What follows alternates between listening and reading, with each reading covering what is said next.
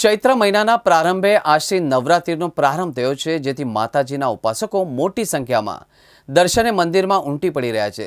સુરતના અંબિકા નિકેતન મંદિરમાં મોટી સંખ્યામાં લોકો ઉમટી પડી રહ્યા છે. મંદિરમાં માતાજીનો એક અદ્ભુત શૃંગાર કરવામાં આવ્યો છે, જેના દર્શન કરીને ભાવિકો આજે ધન્યતાની લાગણી અનુભવી રહ્યા છે. મંદિરમાં પણ ભાવિકોની સુવિધાને લઈને વિશેષ આયોજન કરવામાં આવ્યું છે. વહેલી સવારે 4 વાગ્યાથી જ મંદિરના દરવાજા ખોલી દેવામાં આવ્યા હતા અને ભક્તોએ માતાજીના દર્શનનો લાભ લીધો હતો. સવાર પડતા જ ભક્તોની સંખ્યામાં ભારે વધારો જોવા મળ્યો અને મંદિરની બહાર દર્શનાર્થીઓની લાંબી કતારો પણ જોવા મળી હતી. નાના બાળકોથી લઈને વૃદ્ધો સુધી બધામાં જ માતાજીના દર્શન માટે અપાર શ્રદ્ધા અને ઉત્સાહ જોવા મળ્યો હતો. મંદિરના પૂજારીએ કહ્યું કે ચૈત્ર નવરાત્રિનો આ પહેલો દિવસ છે અને આજથી 9 દિવસ સુધી મંદિરમાં વિશેષ પૂજા અર્ચના કરવામાં આવશે. માતાજીનો શણગાર પણ દરરોજ બદલાશે. ભક્તો માટે ખાસ વ્યવસ્થા પણ કરવામાં આવી છે. ચૈત્ર નવરાત્રિ દરમિયાન મોટી સંખ્યામાં લોકો 9 દિવસ સુધી ઉપવાસ પણ રાખે છે.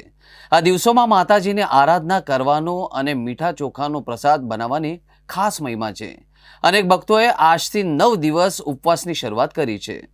અંબિકા નિકેતન એટલે પ્રખ્યાત થઈ ગયેલું છે અઠવા લાઇન્સમાં. અંબિકા નિકેતનમાં ચૈત્ર નવરાત્ર હોવાથી આજે ભાવિ ભક્તોનો ધસારો છે. 60-70 હજાર માણસો આવશે સાંજ સુધીમાં. અને ગરમીની હિસાબે અમે મંડપની રચના કરવામાં આવી છે, પાણીની સુવિધા કરવામાં આવી છે. ગરમી વધારેની લાખો પંખા ફુવારા મૂક્યા છે, પંખા મૂક્યા છે. ભાવિ ભક્તોમાં કોઈ બીમાર પડી જાય, ચક્કર આવે તો ડૉક્ટરની પણ સગવડ કરવામાં આવી છે. ને બધો લોકો શાંતિથી માતાજીના આશીર્વાદ લઈ ઝડપથી આગળ વધે, આશીર્વાદ લઈને જ જાય છે. અને ફૂલની પાકડી ચડાવે છે, એ સેવાના કાર્યમાં વપરાય છે. હવે અમે આ વર્ષે એક નવું કામ કરી રહ્યા છીએ. માનો પાંગળિયાની સામે જ માનો પાંગળિયા વધારી રહ્યા છે. ભાવિકો ખાલી 11 રૂપિયા અમે એમ રાખ્યા છે, તો ભાવિકો તો ઓનલાઈનથી પણ આપી શકે છે.